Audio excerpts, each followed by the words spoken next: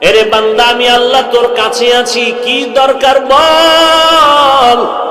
দুনিয়াওয়ালারা চাইলে বেজার হয়, আমি আল্লাহ না চাইলে বেজার হই। কারণ দুনিয়ার সবাই স্বার্থপর, অভাবী। আমি আল্লাহর কোনো অভাব নাই, কোনো স্বার্থ নাই। আমি আল্লাহর কাছে চাও, আলা মিন মুস্তাগফিরিন ফাগফির আলা। কে গুনাহ করেছো ক্ষমা চাও, আমি আল্লাহ ক্ষমা করে দিব। কারণ আমি আল্লাহ চাই না কেউ জাহান্নামে যাবে।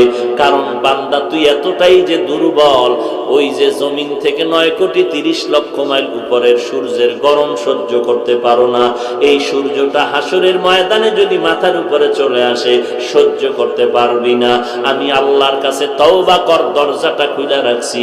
কুল ইয়া ইবাদিয়াল্লাযীনা আসরাফু আলা আনফুসিহিম লা তাকনাতু মির রাহমাতিল্লাহ। আমার রহমতের বিস্তার